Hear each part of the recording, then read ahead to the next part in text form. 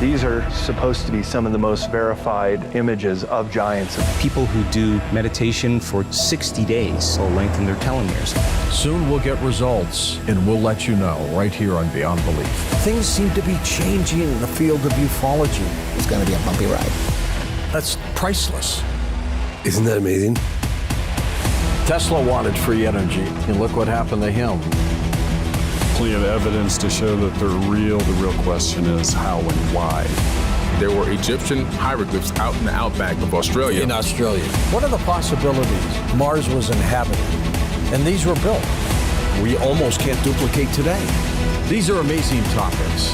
What if there was something like at Area 51 deep underwater?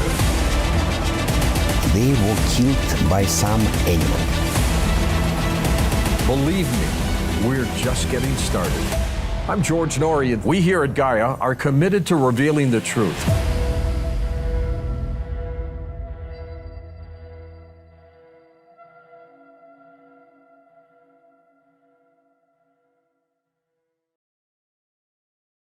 Hello there, Coast to Coast AM, Connie Willis with you. How are you? Thanks for finding me and following me on Twitter and Facebook and all the other things. It's very hard to keep up with all the outlets. So if you ever want to just know what I'm doing and see what's happening, go to ConnieWillis.com. That's where my podcast information, which is Connie Willis, the podcast, and also my shows, Connie After Dark, my live virtual bar, where what happens there stays there, and then it's never archived. And a lot of things happen there, by the way. And that money is to help the proceeds of the show, Blue Rock Talk. We got a big night tonight. We're talking UFOs. We have great guests tonight that really know their stuff, and they're witnesses to what they're going to talk about. And then they have continued to work with these, what they've seen, to tell the world that this is true, that this is real, and they haven't let up. And I want to compliment them, and that's why they're here tonight too. And so let's get tonight to our first guest, because now later on tonight, right, we're going to be talking about the Phoenix Lights. Very surprised that I've heard different things from different people, but we'll talk about that later. Looking forward to talking to Lynn about all this. Okay, now before that though, joining me is Thomas Reed. He's founder of Miami Models and son of an attorney and politician, and he is one of the key witnesses to the Berkshires UFO incident. Now, he's going to detail tonight, this is the 1969 Berkshires UFO incident. Thank you for putting UFO in there. And he also is going to talk about his family's connection to the space race. And we're going to be discussing the city of Roswell's research library, who's assisted the Massachusetts Historical Society and their lawyer who helped to formally induct Reed's incident into the state record as historically true. That's huge, right? That's huge. And that's making it the first UFO incident to be officially archived in the UN, in the United Nations. So pretty cool. And that is Tom Reed. Tom Reed is our guest tonight. He's been on here before. I had found him kind of going through Facebook or something like that. And I was like, wow. And I looked a little deeper into him because he had a really cool picture with these cool glasses. And I was like, who is this? So I looked, and he, boom, he's the guy. Everything I just described to you. But also he's got a background of my background, which is in TV and in acting and modeling, talent agency, stuff like that, where you have to audition and branding and things like that. So it was really cool to meet someone that also has the same background and is surviving in the world of this, because it's not always easy. Dog eat dog in all areas that we've been in along the way. Thomas Reed. You can find him, by the way, at thomasereed.com, thomasereed.com, learn more about him. Thomas, welcome to Coast AM. How are you? Hey, I'm doing great. Thanks for having me, Connie. And when it comes to acronyms, I run with UFO also. I don't get into this UAP thing, so we've got a similarity there as well. So. I know, right? Oh my gosh. When I hear that, I'm always like, huh? What huh? Yeah. I don't know why it irks me so much, but it does. Okay. So tell us your story, because there's a lot involved. It's not just witnessing, but it's also really getting into making it happen in the books. So, first of all, just tell me about the actual incident that you had. Sure. Well, the area back in the Berkshires back in the 60s, there was a lot of activity over a 3 or 4 year period. This particular one, 1969, it was actually Labor Day. And that was one of the reasons that it had gotten so many witnesses to it. Like over 250 witnesses, saw these crafts, if you will, in and around the Berkshires, primarily Sheffield. And it being a holiday, my mother, she had a diner, and we were going back to the diner to close it up for the night. And so my brother was with me, my grandmother Marion, and my mother, who was 29 years old at the time. And we were in a station wagon, so there was 4 of us. And when we got to the diner, she basically cleaned it up, let the cook go, made the night deposit drop. And as it got to be about 8:15, I guess, a little after dark, we had the lights on, so it had been dark. It was dark maybe 10 or 15 minutes or so. It was dusk. And to get home in time for school the next day, my mother decided to take a shortcut. And she actually decided to go through the Sheffield Covered Bridge, which at the time was one of the oldest bridges in New England. And sure enough, so my mother was driving, my grandmother was in the passenger seat, my brother was to the right of me, and again, I was behind the driver. And so as we went through this old rickety bridge, as we came out the other side, I was giving my brother a candy. And my grandmother had turned around to basically tell me not to give him anything because he could choke. He was so much younger, right? You don't want him to choke, right? And this road that we were heading down was very bumpy, potholes. You could only go like 5 or 10 miles an hour. And so as we were heading down this road, by the way, Tom, by the way, you're already going down by a bridge and a rickety road. It's already spooky, okay? It kind of was. The whole thing was kind of ominous, and so as she's talking to me, she notices this white sphere. The whole thing started with this white sphere, and it looked like a cue ball from a pool table. It wasn't bleeding light. It wasn't, forming different shapes. It was solid. It was crisp. And it came up from the banks of the Housatonic River. Some people said, they thought it came out of the water. I remember it rising up, and by the time I saw it, it was lifting up, and it was about ground level at the time, coming up from this deeper river area, and it rose to about 2 to 3 stories, perhaps. And we kept going, but we were only going again like 5 or 10 miles an hour, so we weren't losing sight of it. I mean, it was within, I'd say, 30 yards of us, and it was probably the size of 4 Volkswagen Beetles.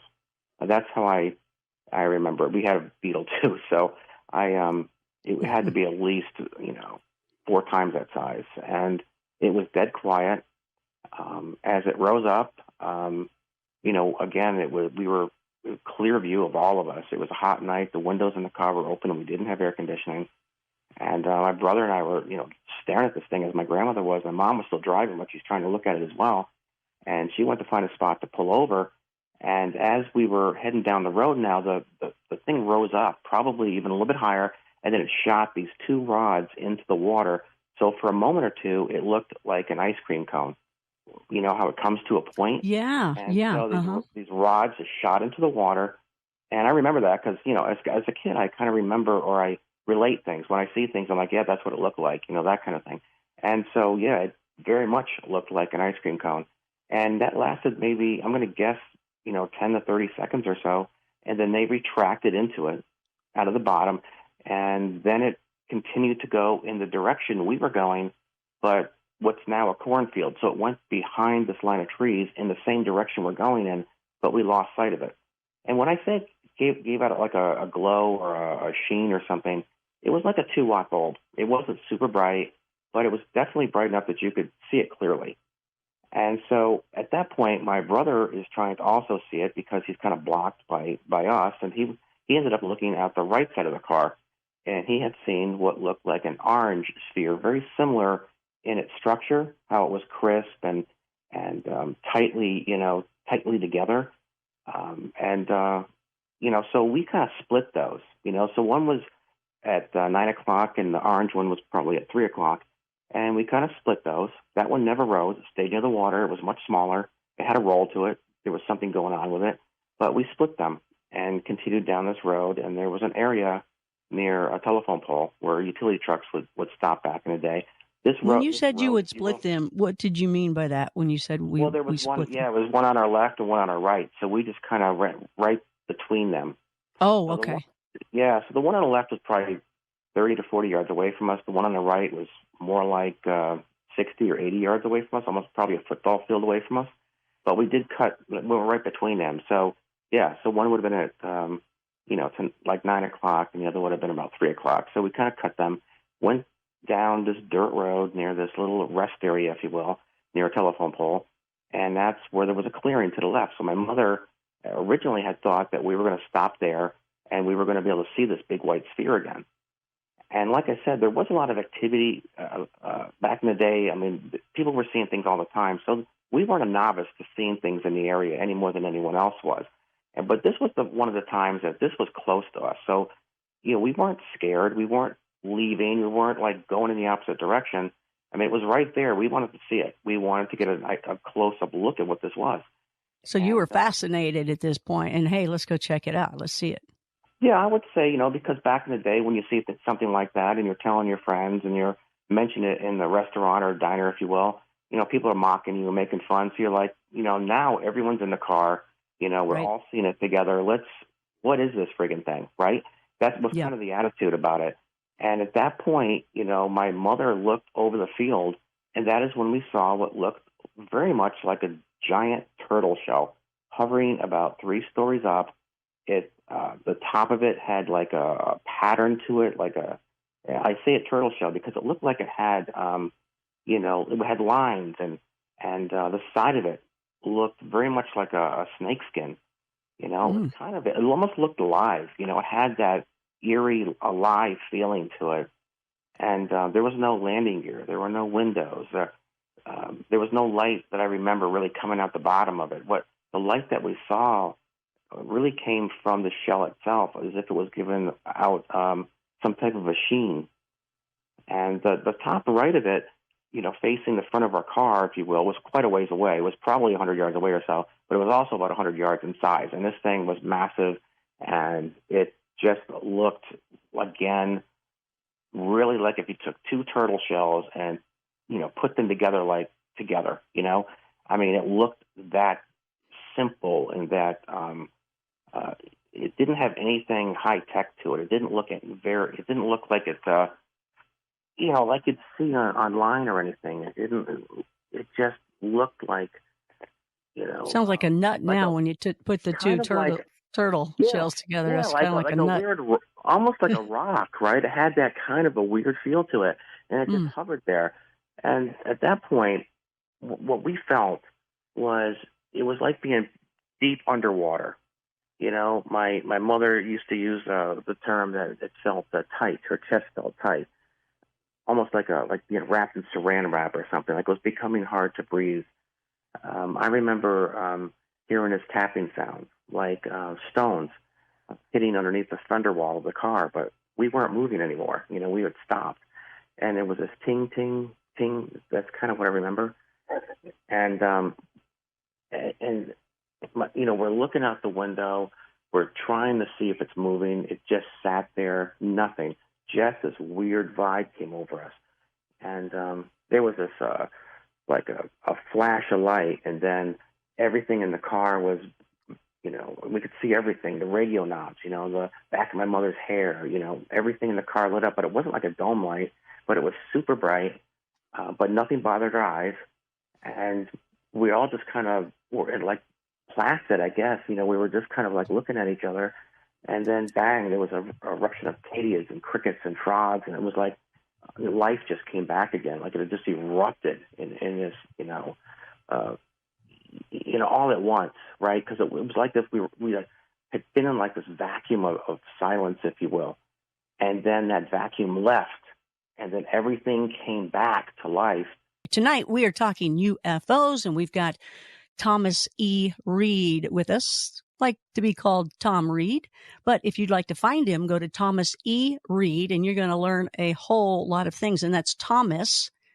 Make sure that H is in there, then an E, and then Reed, which is REED.com. And Tom, I think you have a couple other links as well. Yeah, UFO Expo for our event.com, UFOXPO.com for the expo, and then, of course, BerkshiresUFO.com for a lot of the information that's about what I'm talking about tonight is on that site. Berkshire's UFO is the name of the, if you will, the Unsolved Mysteries episode that detailed a lot of what happened in our case and a lot of the witnesses. So with that, BerkshiresUFO.com has a lot about, actually even has some footage from behind the scenes of film in Netflix and Unsolved Mysteries. So, yeah, that's a great site, too.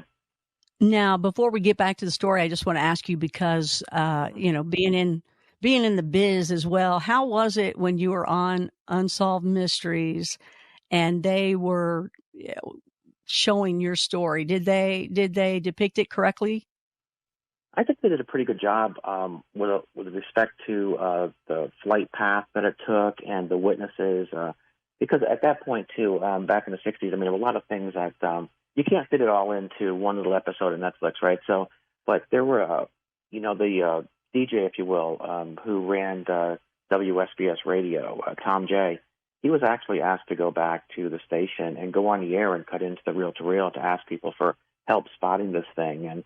And Jan Green, who was in the episode, who used to own and run Rexall Pharmacy, she actually ran down to the radio station, pounded on the door, and said, if you come outside, you could see it yourself. It's right there over Sheffield. And there was a golf tournament at Jug End where the incident got its Heineck classification, if you will, and those golfers had seen it.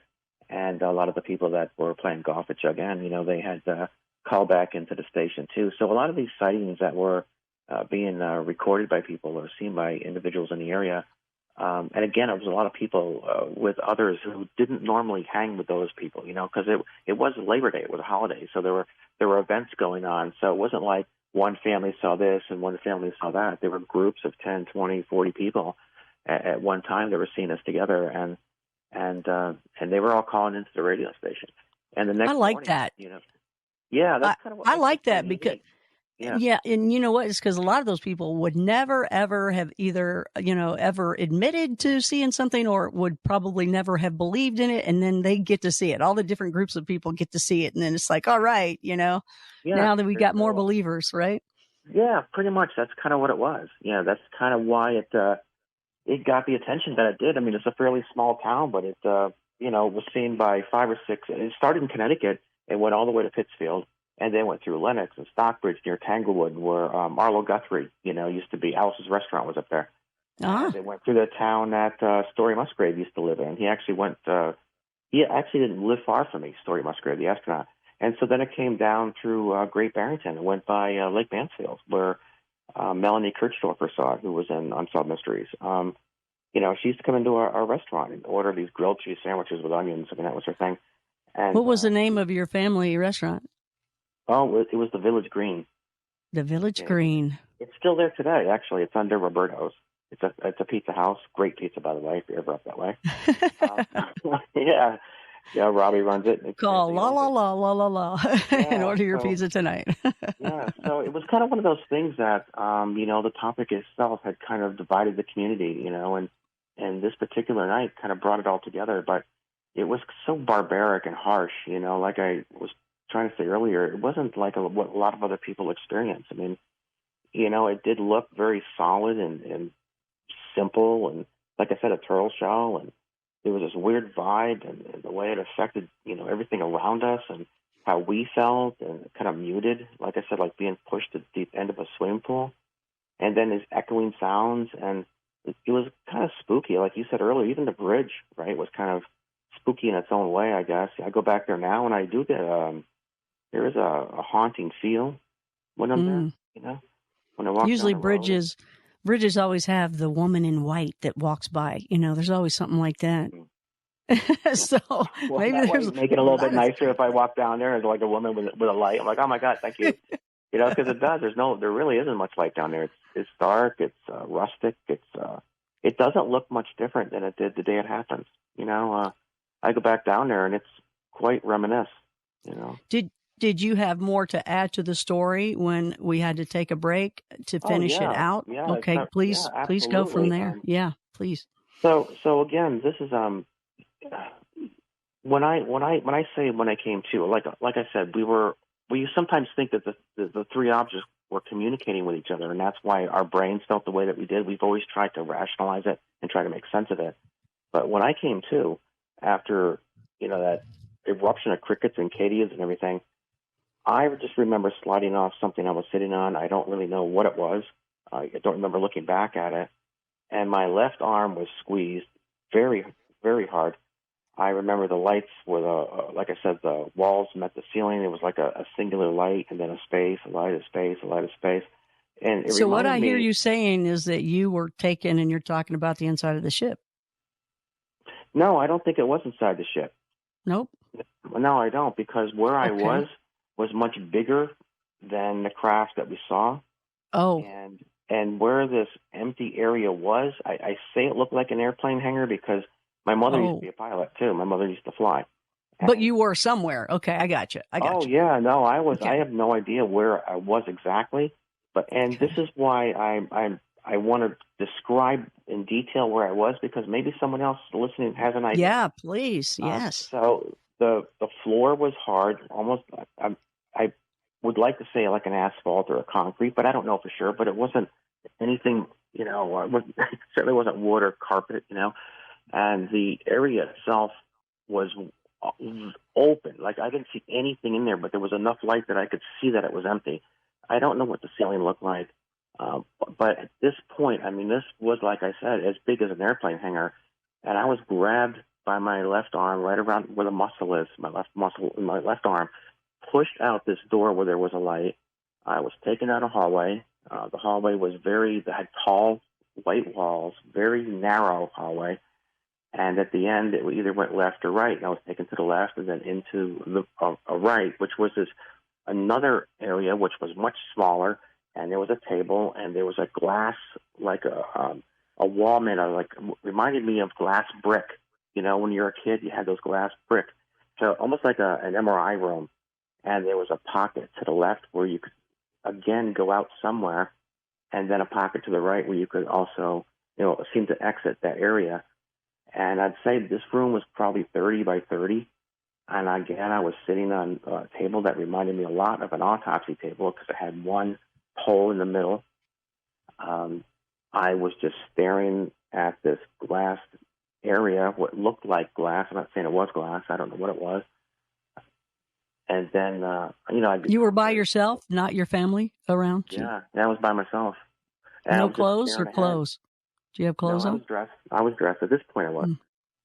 And I just remember staring at this glassed area, and then there was what reminded me a lot of, what very disturbing, reminded me a lot of an ant. An ant had a thin body, legs and arms that reminded me of bamboo with like wine rings around them, probably 4.5 to 5 feet tall. They reminded me of an ant standing on its back legs. And there were two. At one point, one turned in my direction. I remember running out the right corner of this room into another large hallway, which again was as big as an empty Walmart, for God's sakes. It was huge. I had no idea what to do when I got past that entryway. I stopped. There were markings on the floor, and it looked like gray markings on the floor. The floor was white too. Walls were white. Ceiling was white. But this area was more of a circle, and over the circle, there was like a Y shape of hallways. And there was a hallway to my right. There was a hallway almost directly across from me. And then far down on the left, it looked like this big open area, which was as wide as like a 4-lane highway. And I stopped. So I was pulled back in. I remember like this horrible boiling water running through my shoulders and my arms and my back.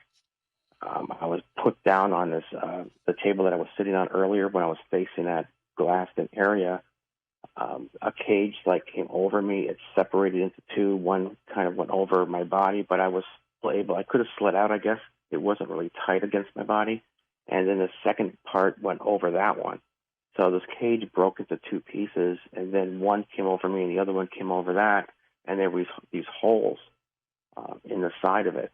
And these hands came through and placed what reminded me a lot of raisins, black, raisins, but the size of maybe a mouse for a computer, about the size of a cigarette pack. And they were adhered to my skin. There was a hit to my head. I remember hearing voices. I remember what I think was my mother's voice, maybe my grandmother's. I did hear someone calling out. I remember these, like I said, these hits to my head. I was back in the room that I was originally brought to, which looked like the airplane hangar. And I remember being there for a little bit, and then the next thing I know, I woke up basically in the car, or came to in the car. Was everybody else with you at that point? Mm-hmm. Were they back in the car, the rest of the family? Yeah, so when I came to was after my grandmother had already driven back to town. So when we got back to the car, if you will, my grandmother was the only one, or the first one, I should say, to come to. And she was now in the driver's seat when she had been in the passenger seat. So my mother was now with where my grandmother was. So they switched places. So my grandmother was now driving. My brother was still to the right of me, and I was still behind the driver's seat. But again, my mother and grandmother were reversed. And the lights were off, the ignition was off, and the car was no longer running. So my grandmother, to this day, would say, yeah, I had to start the car. Nobody was responding to her. My mother wasn't answering to her, her calls. She was shaking my mother. She was trying to wake people up. She was the only one awake at the time, but she didn't drive. Like I mentioned in Unsolved Mystery, she didn't even have a car, right? So, but now she's got to turn the station wagon around in this narrow dirt road to get back to town, because town was only like a mile away versus her home being like 10 miles away. So she wanted some help because nobody in the car was responding to her. So she went back to Silk's store, which was not far from ours. You could walk to it from our store. And she pulled up the Silks when she got out of the car. At about the time that I came to, I remember calling my grandmother going, Nana, Nana, that kind of thing. And I ran out the back door of the car, and I kind of ran in the store with her. And at that point, my mother was still unconscious. My brother's head had been on my leg when I got up. I mean, his head, hit the seat. I mean, he was just out of it.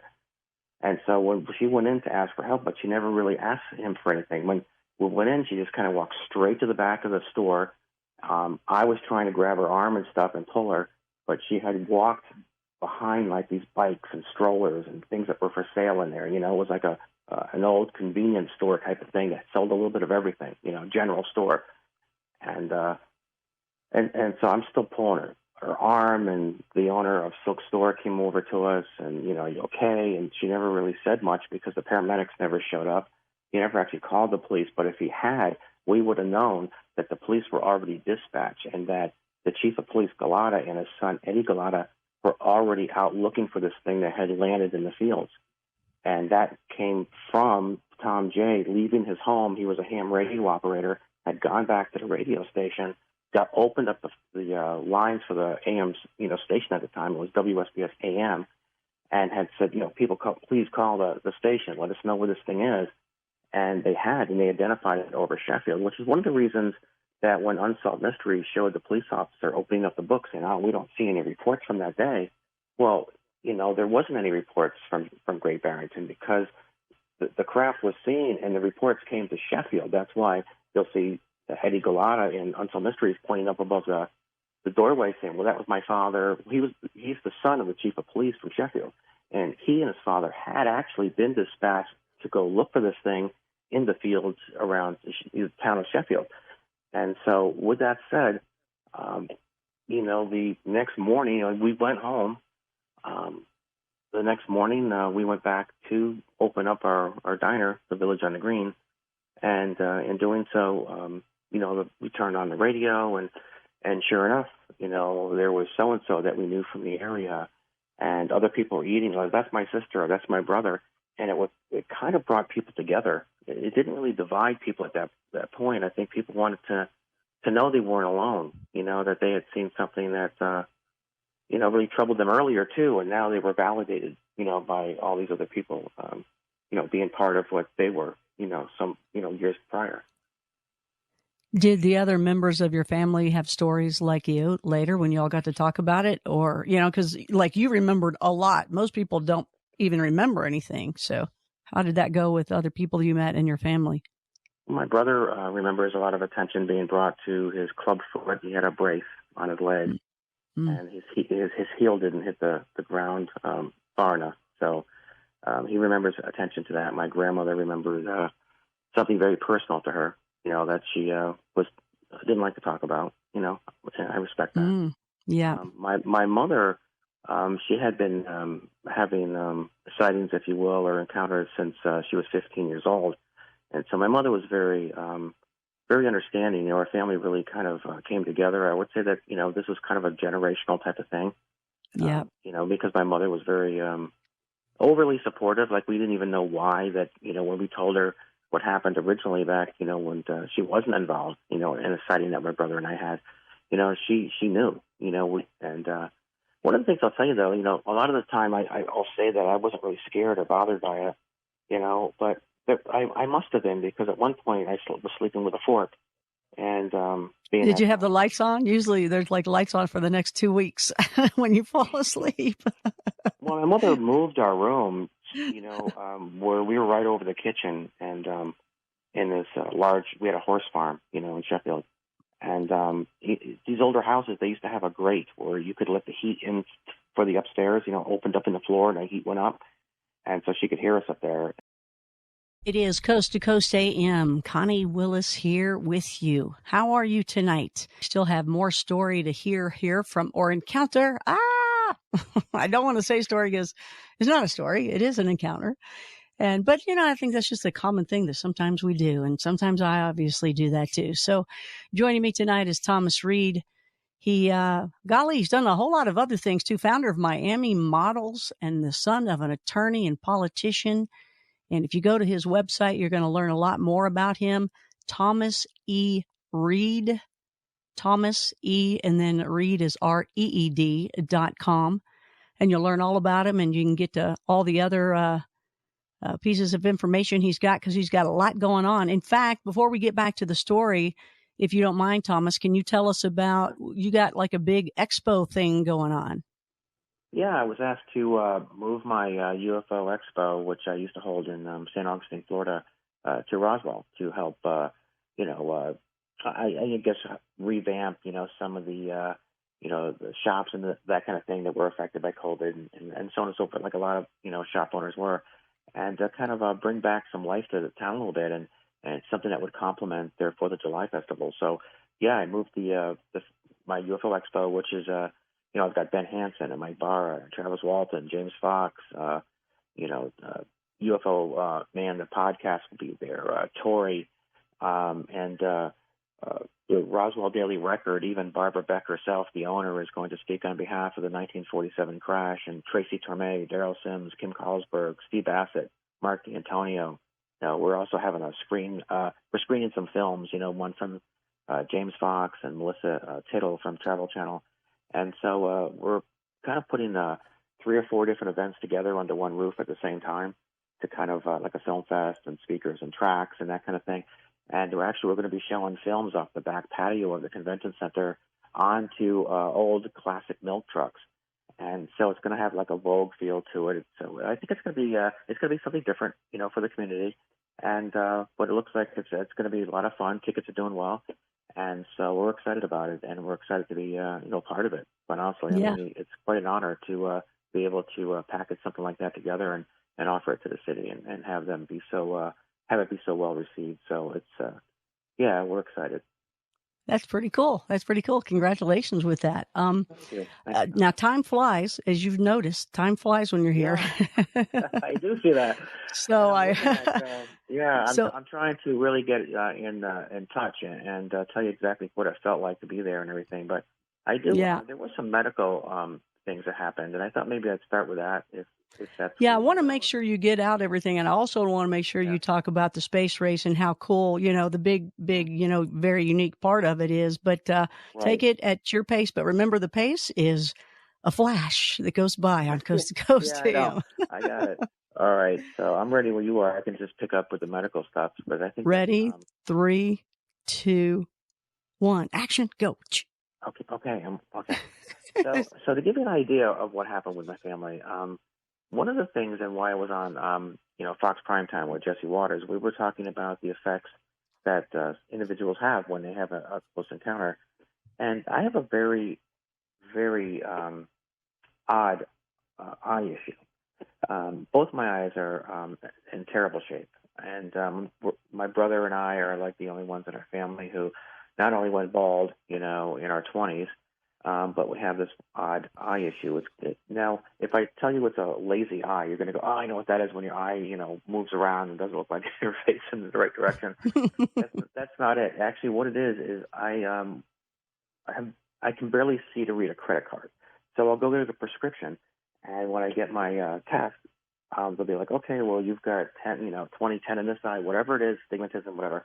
I get my prescription. Everything looks great for about a month, and then my eyes will change. They'll either get better or worse. It's like no matter what prescription I have, which is the correct prescription at the time it's issued to me, within a month or two, my eyes will, just either get better on one side and worse on the other. But it's so dramatic that those glasses are no longer, I can't wear them any longer. So now I just wear readers because no matter what prescription I get, within a couple of months, and it's not like saying it goes bad like everyone else's, they actually change dramatically. And there isn't an eye surgeon out there. I've been to the Baptist Eye Center. I've had laser surgery. I've been, you name it. This has been going on for, 10 or 15 years now. And so I do have a condition called a lazy eye, where your eye will not stay, corrected. And so the only other person I know that has this issue is Melanie Kirchdorfer, who was also in, Netflix, Berkshire's UFO and Unsolved Mysteries. She has the same condition I do. And I don't know anybody else or heard of anyone else who has anything similar to this. And so she's also the one that remembered the shell of it putting out a certain reddish tint, which not many other people had ever mentioned before. So she is authentic. I will say that. And my brother had 2 puncture wounds behind his right ear and another 2 in his chest. Now, he went to a doctor, and the doctor has given us a report, which we still have to this day. And what's interesting about those marks, which almost look like snake bites, is that the ones in his chest, if you were to take needles, they would line up with the thymus gland. Your thymus gland produces the T cells for your immune system. And those puncture wounds, which are identical to what was on his chest behind his right ear, line up with where the brain would signal for your body to produce those T cells, which, is something that I guess if you were concerned about getting a virus or something, you would need those T cells to help build up your immune system. So, in other words, you could trigger your body to produce those T cells, and then with those needles extract T cells themselves. So that was what we got from that. And again, that's in a doctor's report. Now, like I said, my brother and I are the only ones to have actually gone bald at a very young age. And you can't blame that on your dad or your dad's family or whatever. I think it comes from. No, it's something else. When he passed at 54 years old, he had a full head of hair. Oh, okay. So, or was it your dad's dad or something like that? Isn't that what it is? Was Grandpa the same way? We're the only 2 in the family that went bald. That was it. Oh, I'm so sorry. Yeah, me too, actually. Blame the aliens, man. Yeah, I used to be in a band when I was young, and I missed my hair. But anyway. It's the look now, though. You're okay. Oh, thank you. Yeah, it's the look. Yeah. And the sunglasses, too. So you're good to go across the board. Because, I need those. My eyes are that bad. So the other thing I want to tell you that wasn't mentioned in Unsolved Mysteries was that there were cattle mutilations that night. And again, Kevin Titus, who is the magistrate, and he was a judge and so on and so forth, and a historian. He was one of those kids that used to hang out at our diner when all this talk was happening back in the day. And he was over his friend's house visiting. They were shooting a .22 rifle in the backyard, actually, at some targets in the woods. And when they went, up the hill to shoot, they found these 2 mutilated cows, and that is actually on record too. So if you were to look at that location, it would really mean that the craft that was in Berkshires UFO actually came from Canaan, Connecticut, and then went to Pittsfield, Massachusetts, and then did a 90 and came back. But it went up the waterway and down the Housatonic River. So it went up and down pretty much over that river, which is why later on it went in support of General Assembly 33426 at the United Nations, in support of the Hudson River Valley sightings and those encounters. Because, again, that was right maybe, an hour's drive over also a river, the Hudson. And so there was some similarities between this case and the Hudson River Valley sightings, although the vessels or the crafts were much different. These were primarily round balls of spheres, if you will. There's been a lot of the orange spheres spotted even to this day. I actually have some pictures of these spheres that were taken over a cornfield in 2012 or 2013, where these crop circles had showed up in Sheffield, not far from the park where the incident took place, which is now a park, as you know, with a marker. And so there's still activity to this day. And I think that's one of the things that is important to the locals and why they're so sensitive, about, how they word things, because they were mocked a lot as kids. They went through hell. I know firsthand what it was like, people are standing up on chairs in my mother's diner and just being rude about things. If you want to see something out of this world, Nancy, we'll show you something, that kind of thing. And locking the door so people couldn't come in our diner. But then again, that diner that my parents had was only about a mile or so from the second largest racetrack to Saratoga.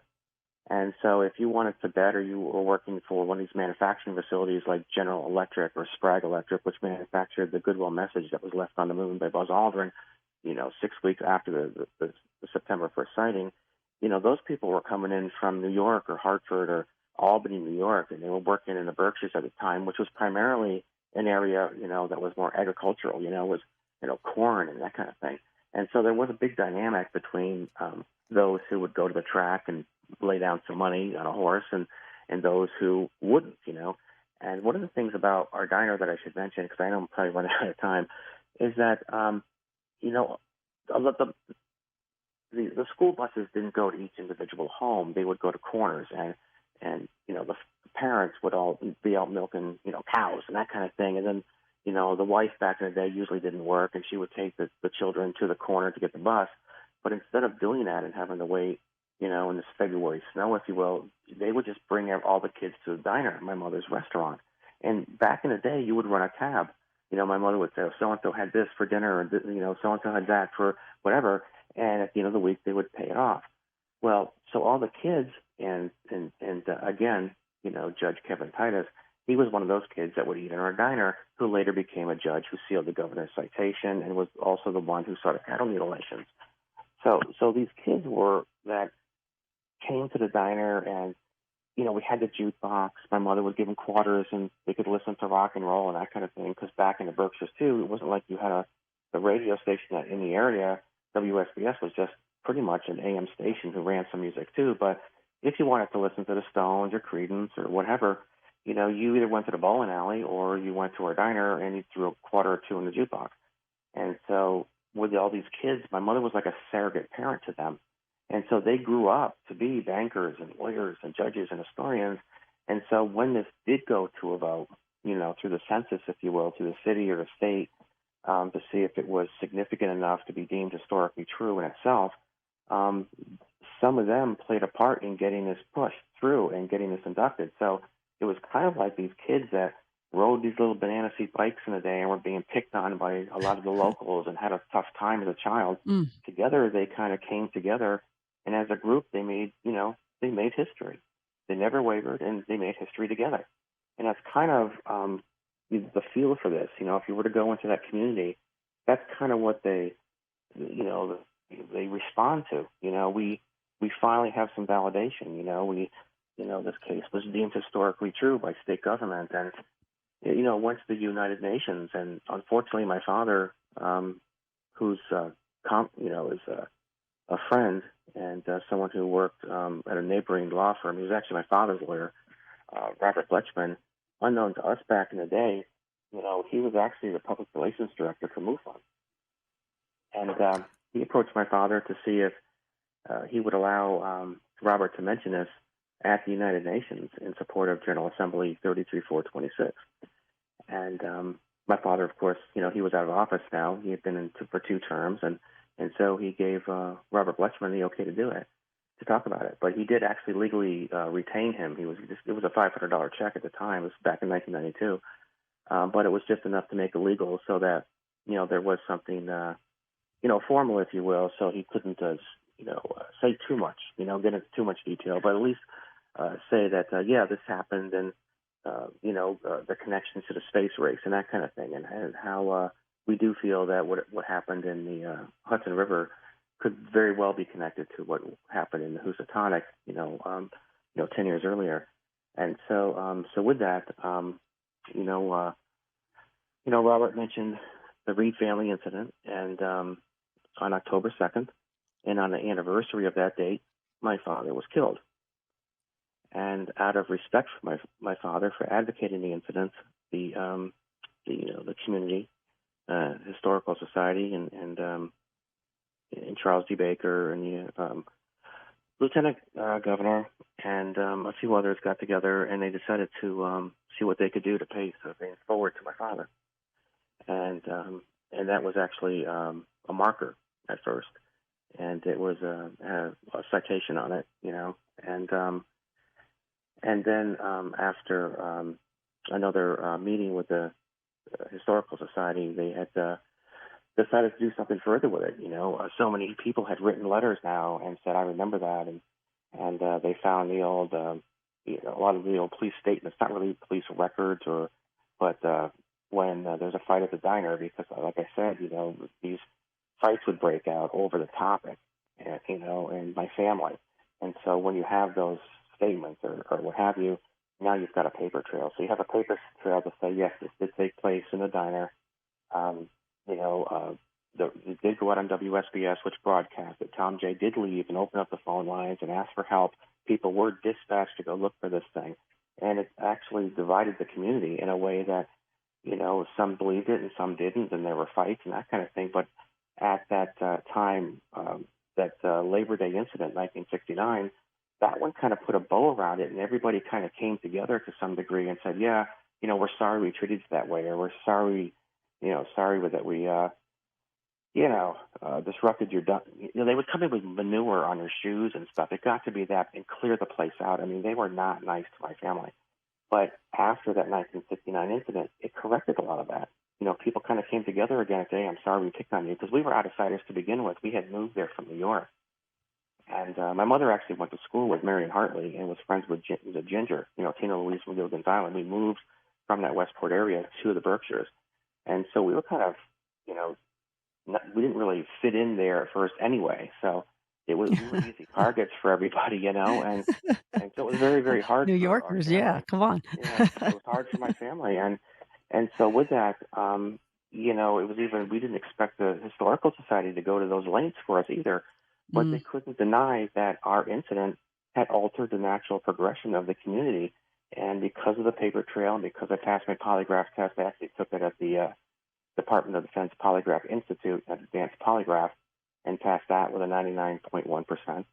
And so with that and the medical records and the police reports, if you will, their statements, and then the radio archives and those who were part of that, it went again to a vote, and did so just like Billy the Kid is how they worded it to us.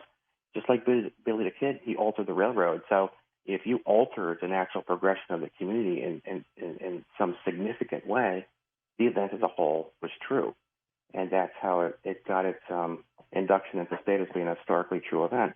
And then Governor Charles D. Baker rubber stamped that was a citation, and left out the date, by the way. So that was rescinded and then reissued about a month later in November of 2015. And then a marker was put in the park, which Ancient Aliens actually paid for part of the sign, and then was backed by Travis Walton and Travel Channel and Ben Hansen and the daughter of B.B. King, who is a friend of mine as well. She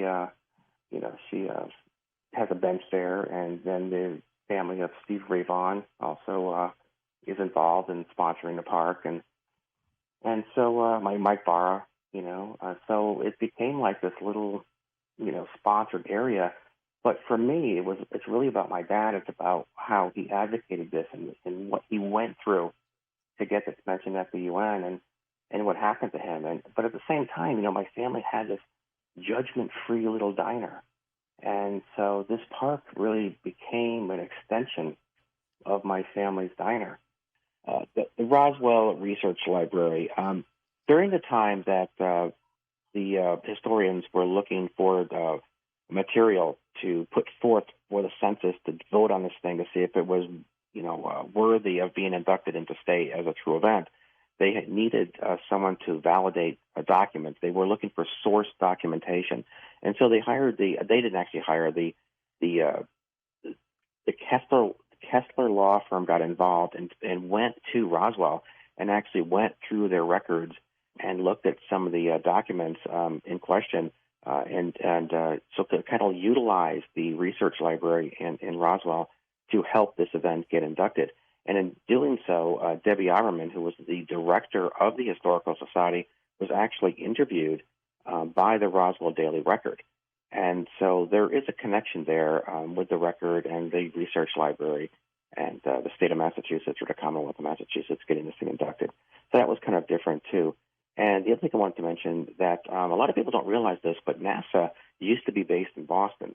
So a lot of the money that was being filtered in to beat Russia to space was going to NASA in Boston, and that money was being dispersed through Command Aerospace, Pratt & Whitney, Sprague Electric, who made the goodwill message that was left on the moon. And many of those people who worked at Sprague and worked on that and everything else would frequent the diner because it was down the road from the racetrack. So there is a link to the space race in our diner as well. And there were a lot of other companies as well that were working, making capacitors and that kind of thing. But the rumor has it that it wasn't just capacitors and things that they were making for the space race, that a lot of the money was being used to obviously make weapons and everything else. So some of that, I'm sure, it came out at the UN, and who knows what happened to my father, why that happened. But, there's a lot of questions there. Berkshires, and that is BERKSHIRES UFO, BerkshiresUFO.com. You can learn more. Also, ThomasEReed.com. That's where you can kind of go there and shoot out to all of them. That's where you can definitely learn more. All right. Thanks so much, Tom. We'll see you later. Thank you. The Coast mobile app is now available for download on iPhones and Android devices. You can become an insider directly through this app. This is a great option for our international listeners, and new users will also receive a free 2-week trial.